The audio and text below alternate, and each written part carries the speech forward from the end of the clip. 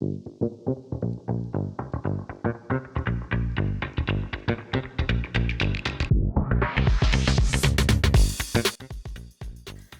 everyone, it's Carissa from Couple Birdies. I am so super excited. This is one of my favorite golf courses in the Twin Cities. I'm here live at Maple Grove, Minnesota at Rush Creek Golf Course, and I have Jenny Stendahl here. Welcome, Jenny. Hi, thanks for having me. You bet. Yeah. So we have a lot of viewers listening. We have a lot of people in and finding out a little more about Couple Birdies. Why don't we tell people a little bit about your backstory? Sure. Well, my whole life has pretty much revolved around golf. I grew up in southern Minnesota, Owatonna. I like to tell people that one of the fun facts about me is that really my only job has been at a golf course all along the way. So I played high school golf there. I worked in the bag room at the Owatonna Country Club. Then I went on to the University of Minnesota, played on the golf team there. And that's when my journey at Rush Creek really started. So the first year that I decided that I wasn't going back home, you know, you're kind of like, all right, I'm going to stay, you know, on my own now. Planting my feet on the ground. Yeah. And so all of us on the golf team, we wanted to get jobs at golf courses. Absolutely. Because then we could practice and play. Yep. And so one of my teammates said, you know, I heard they're opening this course in Maple Grove. You should check it out. Yeah. And I mean, I had no idea where Maple Grove was. When I drove out here, it was the middle of farmlands. You know, we're located on Bass Lake Road. There was not a single thing between 494 and here. Look at it now. Yeah, I was like, where am I going? But I remember distinctly walking up for my interview with Jeff Budd, who was the golf professional at the time. And he kind of took me on a tour, and we have this little bridge kind of out that kind of separates the golf course from the clubhouse. And he walked me across there, and, you know, being from southern Minnesota, I had never seen a course like this, right. You know, like a resort high end, like, and I was just wowed. I mean, actually I get chills to even say that because of being here for so long and my life revolving around all this. Yep. But I distinctly remember that moment very clearly. So I started here in the golf shop, and Rush Creek, when they started, I think, you know, was kind of, okay, we're going to be, well, the vision has always been to be a high-end public facility with a private club feel. You know, our owner, Duncan McMillan, really had that vision. Like, I want everyone to be able to experience this feeling of like what it would be like to belong to a private club, even if they couldn't do so.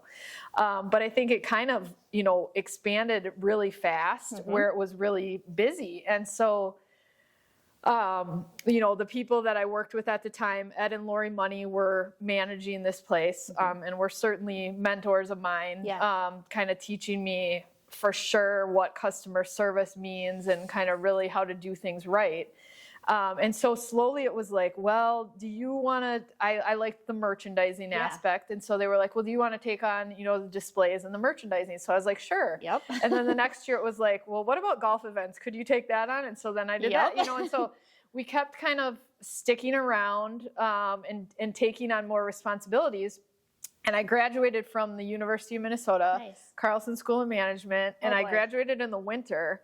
And my mom was like, "You're what? You're gonna stay working at this golf course? Like you're gonna collect unemployment in the winter?" And that, you know, that did not go over too well. Right. So it's kind of a joke in our family because I'm like, look at, you know, you wouldn't have your grandkids, you wouldn't have, my life would not even be what it is if, you know, this hadn't happened. So it's one of those things where I just feel like it was, you know, really fate for it to work out for me here, and stayed on. And then, you know, slowly over time met my husband here, who's Derek is the general manager, and we've just kind of built our life around this place and are very passionate and lucky to be working with, I mean, so many of our management team have been here for a long, long time and truly feel blessed. So nice. Well, I notice, unlike a lot of courses around here, I feel like when you come to Rush Creek, you're welcome. It's very warm, it's very friendly, but it's also, like you talked about, it's like a private country club feel. So anybody and everybody can come out and play and have that warm welcome.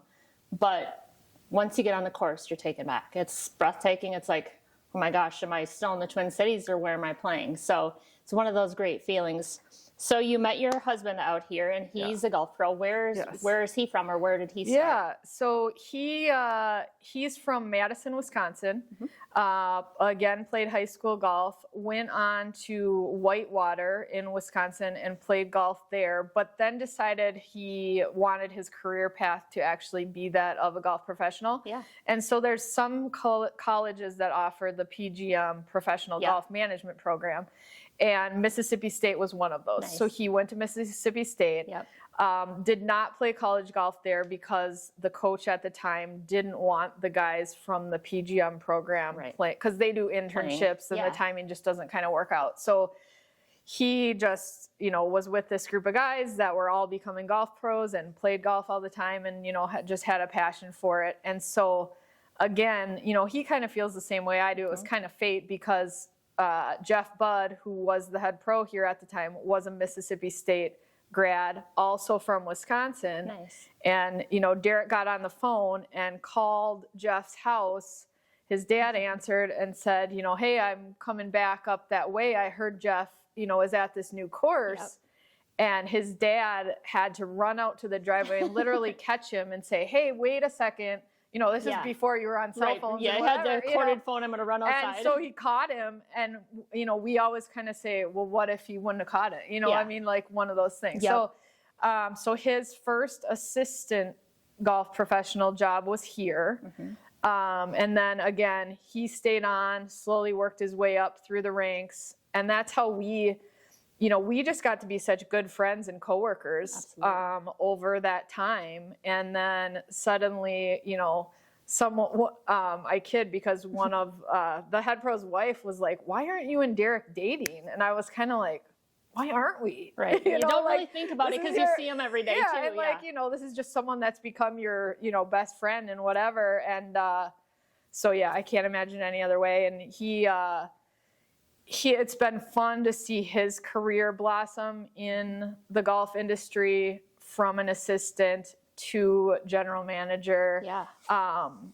People always thought, how can you share an office? I mean, we literally shared an office where we probably sat this far apart. And it was like, well, we don't know any different. Right. Like, I actually loved it, because it's like, when you have a great day, they would get that. You wouldn't be going home to someone and trying to explain it to them, or if you had if you had a bad day, like, oh, I'm so frustrated about this. I mean, we got it, and that made it so nice. But then also we could come home and you didn't have to spend that time catching up or whatever. You could just kind of get into your other stuff. But I mean, don't get me wrong. There's been times where it infiltrates everything we do, which makes it challenging. But I'm kind of the one that's more emotional, and he's very, very even keel. So he, he's great at being a general manager because he can really kind of just stay calm through it all and kind of direct everyone. And he's extremely passionate about playing the game of golf.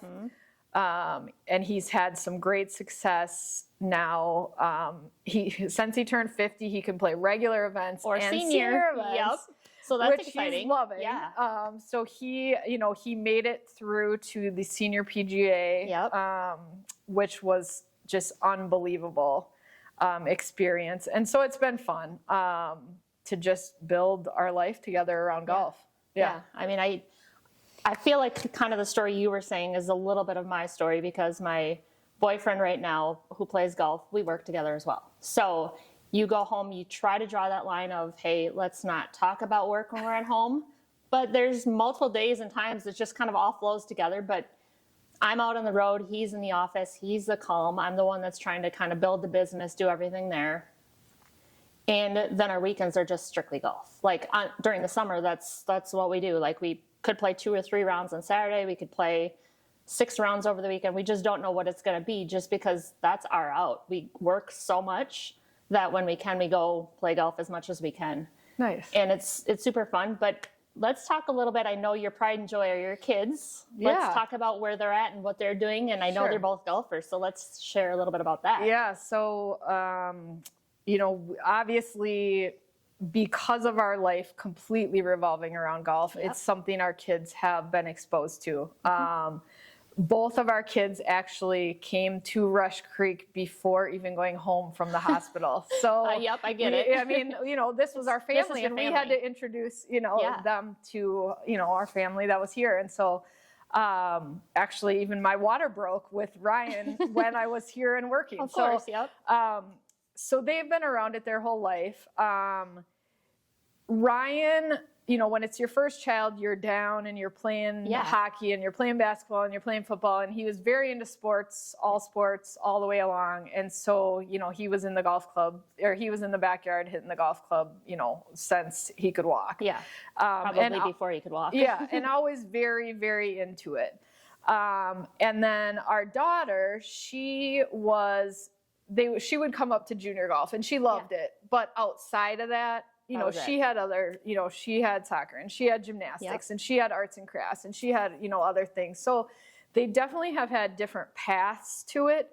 And I also feel like we were very cautious because I didn't want them to resent the fact, like, oh my gosh, you're around golf all the time. Like, oh my gosh, that's all our life is, you guys. And so I never really wanted to push them.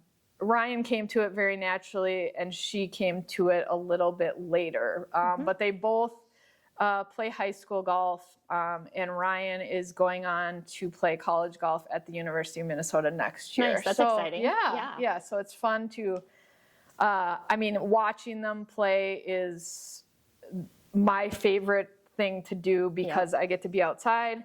I get to be on my favorite place, which is the golf course. Absolutely. I get to not think about the stresses of anything else and just enjoy it. So sadly, I am the one who plays the least amount of golf, but I just accept that. Right. I'll get back to flow. it. Yeah, I'll get back to it, and that's fine. So nice. It's super exciting to hear their stories. Let's tell a little bit about the rich history here at Rush Creek and kind of the golf course. For the people that don't know the golf course, a little bit about the layout, the holes, and kind of how that structure goes. Sure. So I mentioned before that Duncan McMillan, started Rush Creek. He's part of the Cargill family. Yeah.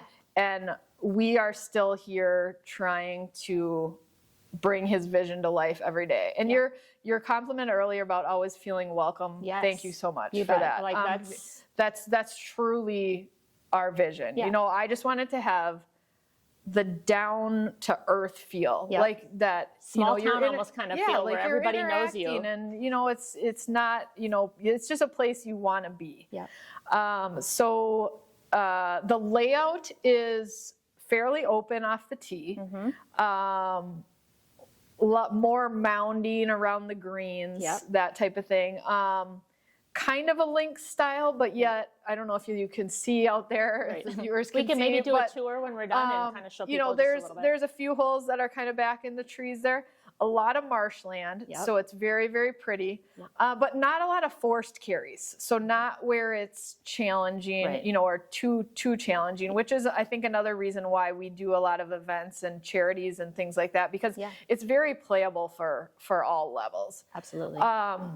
It's just beautiful. I mean, the view out here, I've been here for 27 years, and there's at least 2 days of the year where it stops me in my tracks. Like, literally, I just am blown away. And I keep looking out there, too, as we're it. talking. The sunsets at night are different every night. Even if it were to be snow-covered, it's December 1st today, and we're not snow-covered, which is surprising. Even when it's snow-covered, it's beautiful. We're lucky we don't have a ton of houses on the course. Slowly, Maple Grove is kind of encroaching on us. So 96 we opened. We've hosted the LPGA, which was, kind of our pride and joy at the beginning to say, like, wow, these we were able to well-known people.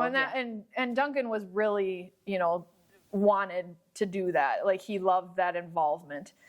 When he passed away, his daughters, took over. And since then, one of them has passed away. So a sole owner, Lucy Stitzer now, is the owner. And again, she just wants to keep the pride and joy of her dad. Absolutely, keep it alive, for sure. Yeah. let's see. So the LPGA I mentioned, U.S. Amateur Pub Links, we hosted. We're proud to always try to host, like whether it be the Minnesota State Am or the Minnesota State Open or the Women's State Open, trying to keep it open to tournaments championship as well. golf. Yeah. It's nice to get the daily play and the charity events, but yet have it played as a real, true championship golf course test sometimes too. So with the championship test coming along, people hitting the ball further, what do you see coming up for the future? Because everybody's hitting the ball a lot longer. You're running out of room. Yeah, we're definitely landlocked. Our driving range is probably where people would say, they've seen, we have a double-ended driving range where we have the golf academy and another end. I mean, and in 27 years, that's changed a lot. Absolutely.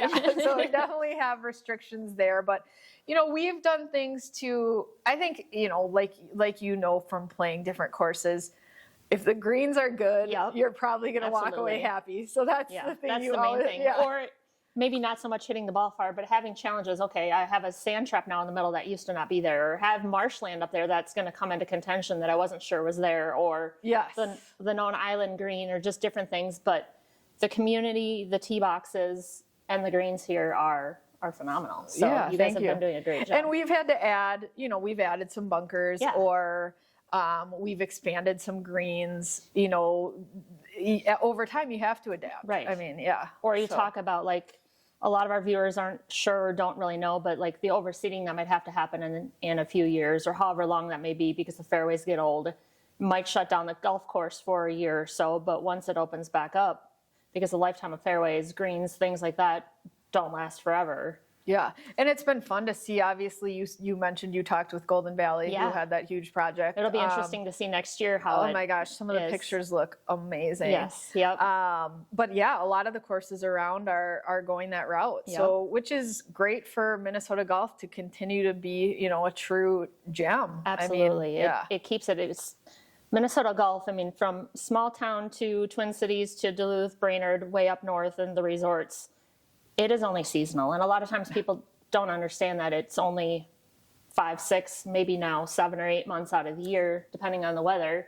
But during that time, the weather, the golfing is at its prime. There's no other place that you'd want to be other than spring, summer, fall here. Yes, that's true. And I've noticed that from traveling with my son to some events. Every time we come home, you really kind of forget how green Minnesota is. Yep. And how many trees. You're like, oh, wow, this is as much as we complain about winter, it's not great. Absolutely. But I mean, the rest of the year, wow. Yeah. Yeah. So tell us a little bit about Rush Creek. You have an 18-hole golf course here. Yep. You have a putting green. You have some restaurants. Tell us a little bit about those and the practice facility. Yeah, so the championship course we've touched on a little bit. Yep. The golf academy, I mentioned that we have a double-ended range. Yes. So one side of our driving range is used for our golf academy, which we're very proud of. So we have really 4 PGA teaching instructors down there. Nice. That are available to do lessons. And one of the pride and joys of Rush Creek is our junior program. Yeah. We had almost 1,800 kids in our junior program last year. That's amazing. So it's crazy. It's awesome that all these kids are, playing golf. Yeah. And a big reason we're able to do that was the addition of our par 3 course, which is called the Mac 9. Nice. So it's not like an executive course. I mean, it's a really 100-yard holes, for the most part. Good for your wedge game, for players that want to practice, and then just really good for the kids to figure out, hey, how do you actually go from I'm in my junior class just kind of whacking balls, but now what does this mean? I tee off between these 2 things, and then what do I do next? And, what is a par, and how do I rake this bunker? Just the little things to kind of get them going. So we have that. Our restaurant is the Highlander Pub, open year-round. In the winters, we're a little more limited, just Tuesday through Saturday nights. But, it's kind of a neighborhood staple. With all the neighborhoods, it's so easy for people to pop over here, and the food is so good, so fresh. Our executive chef, Mark Wessel, I'm so proud of the freshness and quality of our food. And then our banquet side, which we just kind of decorated for Christmas, as you can see. You know, we do a lot of holiday parties and meetings, and weddings are, you know, crazy, and high school banquets and all of that stuff. Yep. So, yeah. So you talked a little bit, we'll backtrack a little bit. You were starting to get on the board with charities, and you guys do a lot with charities. Yeah. Why don't you tell us about some of the charities that come in here and how frequent they're out on the course, things like that? Sure.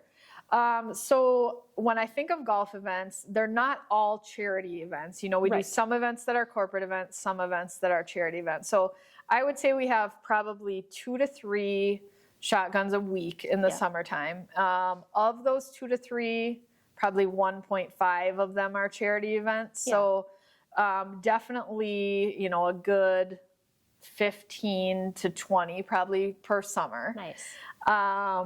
Some of the bigger ones that I've worked with for a long time, and I'm going to advance, I'm going to say sorry if I miss anybody, because it's hard to remember them all. But yeah, let me think month by month. So the Randy Shaver Cancer Research and Community Fund is one of the big ones that we partner with, that I'm proud to be involved with. North Memorial Foundation we do. The Retreat I've worked with for a long time. Treehouse I've worked with for a long time. Ian Leonard Bad Pants Open is a super fun one that we work with through the Minnesota PGA. Those are some of the ones that pop into my head right away. And but there's numerous more, I'm sure. And we'll kind of get into that a little more later. But the Randy Shaver one struck me because I did listen to the podcast on that one. That one's phenomenal. Tell the viewers a little bit about that and how you're involved and what all that entails. It's kind of interesting how, so obviously the things that go into these charity events are, you know, when I started, I had no idea, you know, so I kind of got thrown to the fire, like, hey, you know, this is an event you're going to be doing, the Randy Shaver Cancer Research and Community Fund. You should probably start going to their monthly meetings, you know, so you kind of know what to expect. So I remember going to Care 11, and you kind of sit down and you're like, what all goes into this? You know, and one person's talking about sponsorships and one person's talking about hole games, and you're just like, oh my gosh, okay, you know, I start kind of taking notes, like who's who, what does this all mean? And am I going to remember this when I'm done? and so I went to it mostly to, just so I could do a good job for my job, like on the day of the event, bring it out there and say, hey, this is like, what it so is. we didn't, you know, mess it up. So like the carts were in the right place and the sponsors were in the right spot and all of that. And so, you know, that was probably the first few years. I was just going so that Rush Creek, you know, that we could do our part. But then you started to realize like the deeper meaning, like it can get to be a grind, you know, working at a golf course. I'm sure a lot of the people you've talked to, 7 days a week, open sunrise to sunset.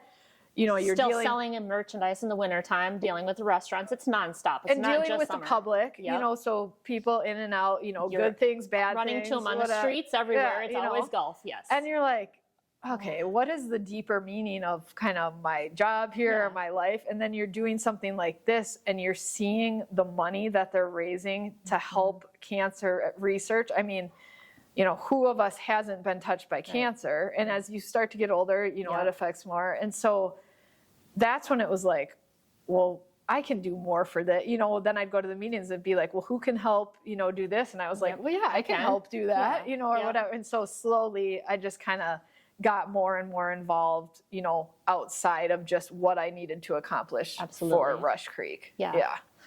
Well, that's such a great story. I mean, I've known about the golf tournament, obviously being around Minnesota. You hear about it, you know a lot about it, have been affected. My dad has cancer. A lot of people, you know, everybody has somebody in their life that's been touched with cancer and or they know somebody that has. So it's a great foundation, great everything like that. The other thing I don't know if people necessarily understand is this is literally Randy and Roseanne Shaver doing all the work. Like, I mean, it is not where like they're paying all these people. I mean, it is, you know, they are like, this is their life. And that's why almost, you know, I want to say it's higher than 80%, 90% of every dollar. I mean, it's an insane number, like actually goes out the door to the charity. You know, there's not cost behind it, and it's wild. But you know, I just hope that I'm alive the day there's a cure for cancer. You know, like that, it's like, I helped this organization. Exactly. I did the footwork behind it. I helped raise the money for the research. And I mean, I know we have, because, you know, you have Yes. friends that have breast cancer, and it's like, okay, that's not as scary of a sentence as maybe it once was, or, you know, what, you know, you've helped in little ways, but man, if there was a cure. Absolutely, right? to any of these diseases. I mean, I've seen, illness, we've hosted Parkinson's, we've hosted Alzheimer's, you know, any of those diseases that we've helped, heart association, I mean, that we've helped raise money for. If you could see that day where they really got to the finish line, that would be something. I mean, but what people don't see is all the steps that have been taken to help prevent it too. I mean, the preventative care for cancer, for Parkinson's, for Alzheimer's, and or just prolonging their life. Like maybe not getting them to a place where they're cancer free or they no longer have Parkinson's, but extending their life for the young kids, for the elderly care, anybody in that realm. Even the way we eat, everything that's changed, all revolving around a healthy lifestyle. Yeah, no doubt.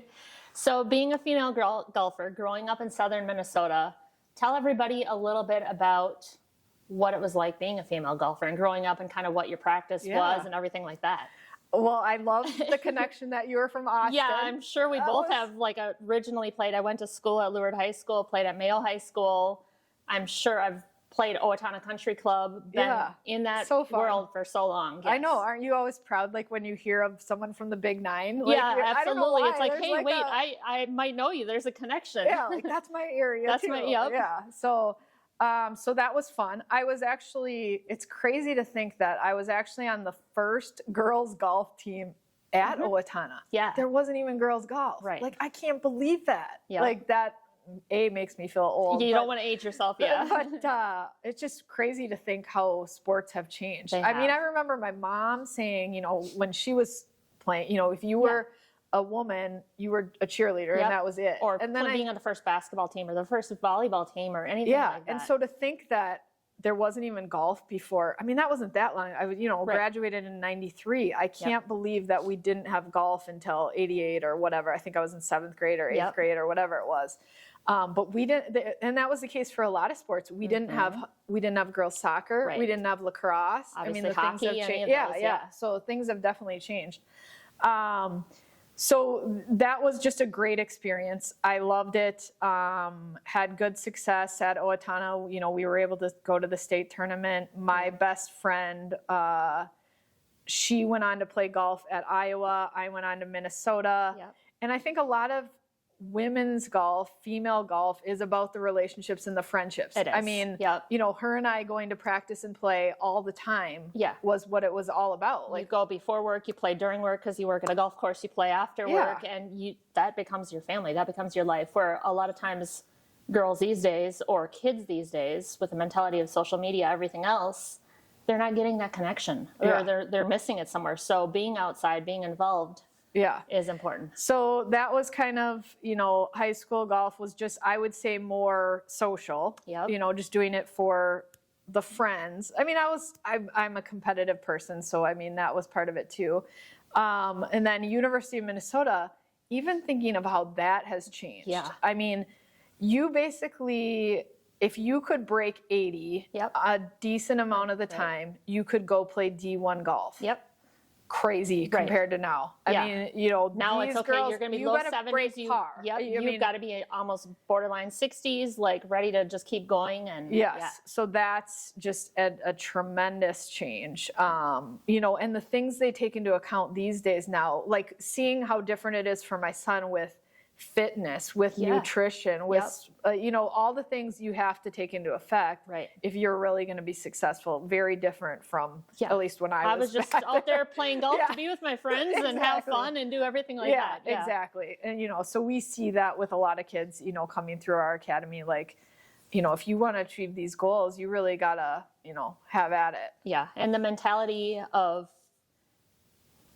this will probably age me, but kids back then were more aggressive and understood that you have to practice, you have to be out there, you have to know the rules, you have to do everything like that, where I feel like kids these days growing up in the almost post-Tiger Woods era think they're going to be natural and just go out there and have that ability and be like, okay, I'm going to hit the ball 300 yards and I'm going to be, breaking hard, everything like that, until you get out there and then you're like, I can't hit a ball straight. Like, no, not a thing. Yeah. So with all the junior programs you have out here and being a female golfer, what do you think is most important for female golfers coming up and being consistent and trying to just be able to get out there and play with their husbands, with their significant others, things like that? I think the hardest barrier is probably women feeling comfortable playing golf if they haven't been around it. Yep. I find that I still want to go out and play golf just because I want to get outside and I want to be on a golf course. And you forget about everything when you're out there. Yeah, exactly.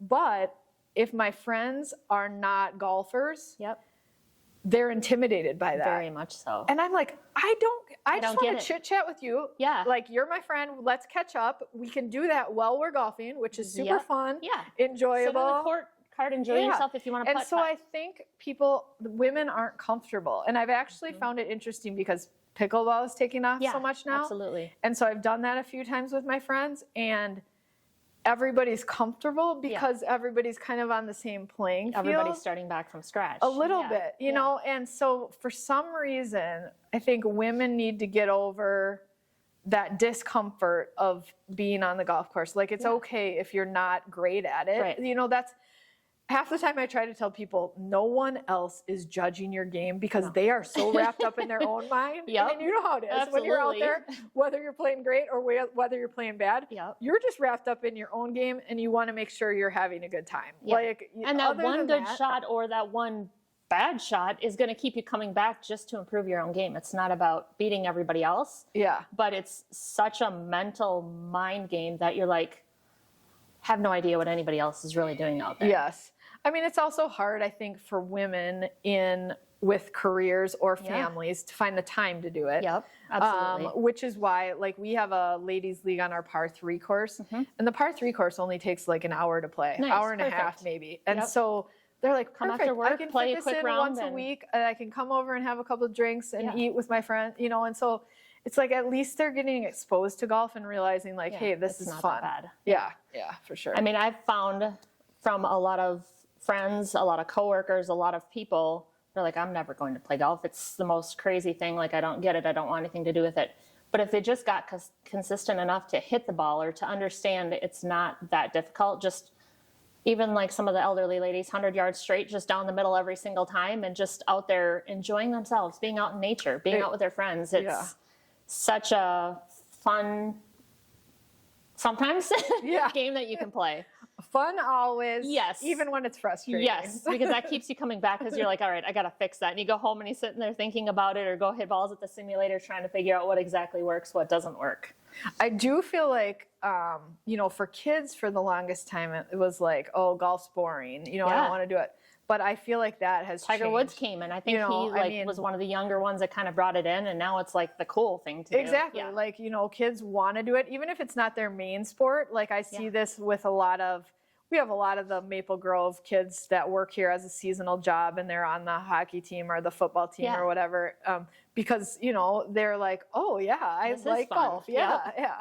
I think it's exciting, too. I mean, in your own realm, but even with other people, just having that competition, but it's all about yourself. It's more of a personal goal instead of like a team goal. Yes. Where you do it on your own. So if you're maybe not so much an extrovert, you're more of an introvert, just go play around golf. Right. Like, do your own thing and make it your own. That's very true. Yeah. Very true. Yeah.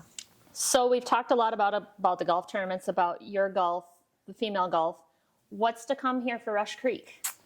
Well, do you have any fun events coming up? We are hosting the State Open, Men's State Open, this coming year. So we'll be looking forward to that. And then just kind of our standard list of, like I mentioned, we try to do a good balance of public play, corporate play, junior golf play, allowing everyone to play this course and just kind of experience it. Just as far as what's to come to Rush Creek, I mean, just continuing to kind of be a big part of the Maple Grove community, I think. A staple. I think we're so proud to just have this green space that people can enjoy. demand for golf is through the roof, which Yeah. is, you know, one of the crazy COVID parts. and everything Yeah, else that so, has you know, that's the part that we're trying to definitely figure out. trying to deal with and manage. Yeah. How do tee times look, and how did they look last year versus obviously COVID year? It was super busy because that was the only thing people could do, and they were out there doing it. Have they started to slow down at all? Not really. You know, and I think a lot of that, I mean, most courses are probably saying that, Yeah. but I also think because of our area, I mean, Yeah. like I said, I've been here for 27 years. We were operating the same golf course and there was nothing around Right. us. Now we're operating and there's a very highly populated area Yep. around us. So that's a challenge. You know, people can get frustrated that they can't get the tee times they want all the time. And I try to tell them, you know, it used to be enough to just have a good golf course and good service and everyone was happy. Well, if they Now it's can't trying to get make it out, work. you know, Yeah. yeah, exactly. So, you know, we're doing everything we can to tweak things and, you know, it ends up working out. You know, usually it all kind of shakes out, but good problem to have. Absolutely. I wouldn't be complaining for sure. I mean, as a golfer trying to get out, like let's say we only know we want to play on the weekends or we don't know if we're going to play till that day. Obviously, it's not like where it used to be where, hey, I'm going to quick head out to the golf course and see if I can get around. And now I'm going to make a tee time well in advance to make sure that we have that set and see what happens from there. Yeah, or if you can be a little flexible, like, you know, like, okay, I wanted to play at 10 o'clock this day. Well, I can play at 11:15 instead. Yeah, You know, or like I could play at 6 o'clock in the morning or 3 o'clock at night or yeah, whatever like they have open. you kind of have to have just a little bit different mindset. Or like you said, even on the flip side of making the tee time in advance, you know, we try to tell people if you don't get the tee time you want, use this waiting list because we'll call you. We'll so, let you know. You know, be ready because maybe the day before or 2 days before we might call and say, oh, we do Just have an opening. plan on being you know, that you'll be playing. You just don't know what time yet. Yeah, exactly. You know, that type of thing. So definitely that's kind of shifted and changed a little bit, but. Nice. Let's talk a couple little personal questions. Yeah. You talked about your mentors, Lori, Money, and them. Who else are some of your mentors? Or who's helped get you to where you are? Like I said, I mean, Ed Money probably really taught me kind of customer service and what a golf facility is all about. Yeah. And since I've been at the same place, you know, I feel like my husband and I have really kind of been the ones to rely on each other to like, what is this that we want to be, you know? I mean, honestly, like going back to your compliment about like us being welcoming and down home and that type of thing. Yeah. I have to credit my family just for like instilling kind of that down to earth value in myself because I think ultimately that's what I'm trying to bring to light, not only in my job, but in my life, like just being a good person on a daily basis makes everything else fall into place with your career and everything else. So, and I also have to thank golf for just molding me into who I am. Like I think about when I started here and how you learn customer service. Yep. And I see some of the kids come in now and like I was, you don't know how to talk and interact to people. Or can you be yourself? And now that's second nature to me to just be able to talk to people, you know, and like you said, be yourself. When I see so many of these kids go off to college and my one piece of advice is like, just stay true to yourself because that time when you're in college is you're like, I don't know, you feel like a lot of peer pressure or what do I need to be or what is my path or whatever. Yeah. And so, man, if you just kind of can stay true to who you are, it's going to all fall into place. But I would have to say another mentor that I really look to a lot is Jeff Munichie with the Timberwolves. The way he provides service and just his like attitude on life, again, just like if you do the right things, make the right decisions, you're a good person. Like that's really what it's all about ultimately. With golf too, I think people don't understand. It teaches you honesty. It teaches you integrity. It teaches you trust. Like even when you're young and you're out on the golf course, 100% of the game is I hit the ball into the water. Am I going to count it? Do I know how to count it? Like being honest with yourself, but with the others that you're playing with too. So. Yeah.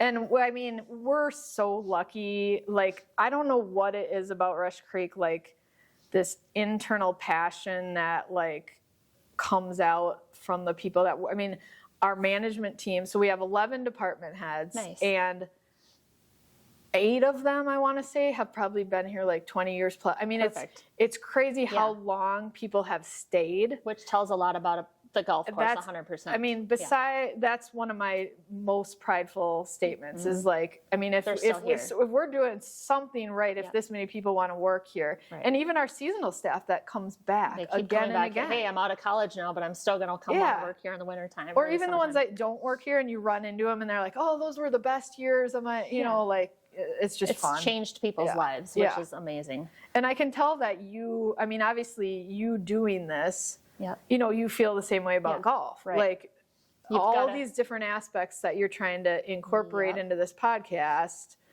between how it affects you professionally, personally, for fun, it all ties together. I mean, it really does. From my sales role that I do at Sun Control to being out on the golf course to having kids to being a mom to everything, it all molds you. And it all is one. It all is one piece. And when that all starts kind of clicking together and it just flows, or sometimes ebbs and flows, that's my why. That's why I do it, for everything around it. Yeah, I could talk to golfers forever. I know, right? Yes. So, favorite golfer. Who's your favorite golfer out there? Right when you said that, I just had to, Jordan Spieth. I don't know why that popped into my head first. Maybe because of his crazy scorecard yesterday. Yeah, right. But usually I'm always for the good guys, or the ones that are Justin Thomas, the Ricky ones that Fowler. are tagged as good guys. I guess we really don't know, you know, who these guys are. But like Rory McIlroy is up there for me too. Absolutely, but, yeah. It's fun following them along and seeing them now with families and everything like that too, and how that's affected their lives, their wives, things like that. Yes. Do you have a favorite golf, or what's your motivation in golf? Do you have a favorite quote, anything like that? If I have to think of my favorite quote, or the quote I have to apply to myself for life, is be still and know, which is more of a Bible verse. But personally, okay, just calm down. Like everything's going to work out. Like it's all okay. And I guess that's probably true when you're golfing too. I never really thought of it as it all ties in. I never thought of it as a golf term, but when you're out there and you're getting frustrated, I guess if you're just like, okay, bring it back home. Yep. I have to make this putt for a birdie, and or knowing going into it, okay, I've got to shoot a 36. I need to get a 3 on this hole, or I have to get a 4 on this hole. Nope, just forget about it. That's going to make me not do it. Yes, someone else has a different plan for me. Yes, and this is your plan. This is your life, your family. Everybody is out here. Anything for the future? How do you want to grow? Well, I definitely want to just continue to enjoy what I'm doing here. I mean, I feel so blessed to have been at Rush Creek this long, continuing to just develop the mission to make each day better than the last, or each season better than the last. Absolutely. You know, you're always trying to develop your staff better, or, you know, just do the little things. Live every day, make the little things the big things, and let life happen. Yeah. Perfect. Well, we appreciate having you on today, and we look forward to being out here in the spring. I keep looking outside at the view because you can't help it. It looks actually golfable. It does. Seeing a couple, like 1 or 2 flags, I'm like, should I grab my clubs out of the back of my car and just go putt at least? Yeah. Outstanding. Well, thank you so much for having us today. This was great. Thank you. Thank you. All right.